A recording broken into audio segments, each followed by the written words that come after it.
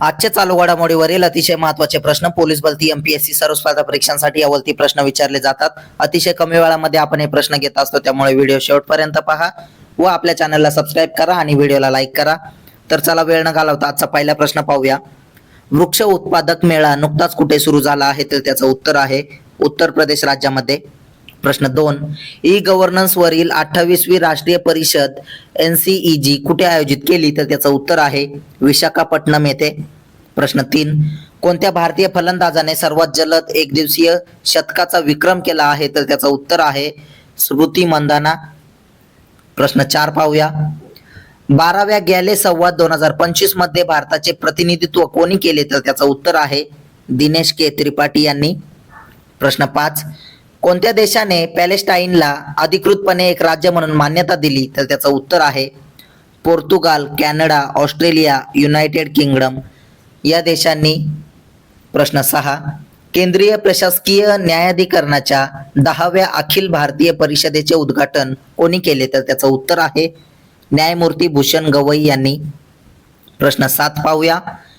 सीमा रस्ते संघटनेच्या BRO प्रकल्प विजयकचा 15वा स्थापना दिन कधी साजरा करण्यात आला? तर त्याचं उत्तर आहे 21 सप्टेंबरला। प्रश्न 8, चायना पॅरा बॅडमिंटन इंटरनॅशनल 2025 मध्ये पुरुष एकेरी SL3 स्पर्धेत कोणी सुवर्ण पदक जिंकले? तर त्याचं उत्तर आहे प्रमोद भगत यांनी। प्रश्न 9, आंतरराष्ट्रीय किनारी स्वच्छता दिन 2025 कधी साजरा करण्यात आला? तर त्याचं उत्तर आहे 20 सप्टेंबरला। प्रश्न 10 पाहूया। आंतरराष्ट्रीय T20 क्रिकेटमध्ये 100 बळी घेणारा पहिला भारतीय गोलंदाज कोण बनला? तर त्याचं उत्तर आहे हर्षदीप सिंग। प्रश्न 11, नुकत्याच झालेल्या ट्राय सर्व्हिसेस अकादमिक तंत्रज्ञान संगोष्ठीचे TSATS उद्घाटन कोणी केले? तर त्याचं उत्तर आहे अनिल चव्हाण यांनी।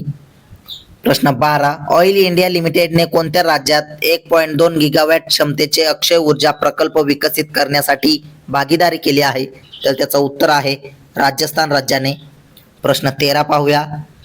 रिझर्व्ह बँकेने कोणाला ऑनलाईन पेमेंट ॲग्रिगेटर म्हणून काम करण्यास मान्यता दिली आहे? तर त्याचं उत्तर आहे फोनपेला।